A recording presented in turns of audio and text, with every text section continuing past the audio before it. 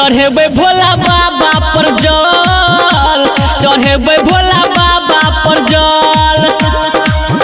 हेरे पपुआ तू हमरा जोरे चल, चढ़ई है भोला बाबा पर जल, चढ़ेबे भोला बाबा पर जल। हेरे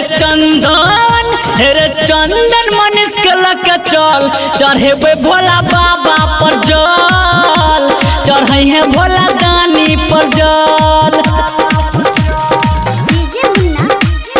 सुन रहल छी कंचन रिकॉर्डिंग स्टूडियो से।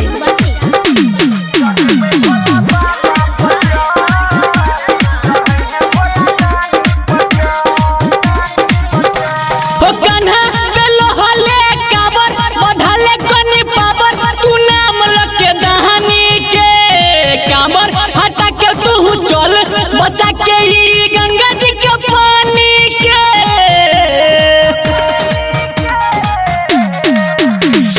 कन्हा बलहले काबर बढ़ले कनी पावर, तू नाम लके दानी के कामर हटा के तू चल, बचा के ई गंगा जी के पानी के। हेरो दीपका तू हमरा जोरे चल, चढ़ई है भोला बाबा पर जल, चढ़ई है भोला बाबा पर जल। हेरे चंदन मनीष के लके चल, चढ़ेबे भोला बाबा पर जल, चढ़ई है भोला दानी पर जल।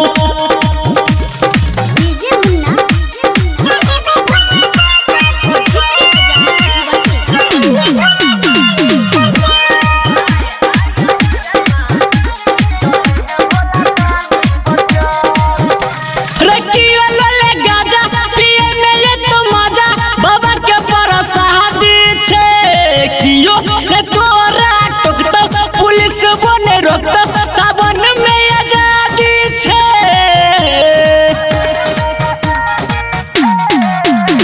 रखियो वाले गाजा पिए में ये तो मजा, बाबा के परसादी छे। कियो ए तोरा टकतो पुलिस बने रोकतो, सावन में आजादी छे। हेरो देतो तोरा बाबा निक फल, चढ़ई है भोला बाबा पर जल, चढ़ई है भोला दानी पर जल। हेरे चंदन मनीष के लके चल, चढ़ेबे भोला बाबा पर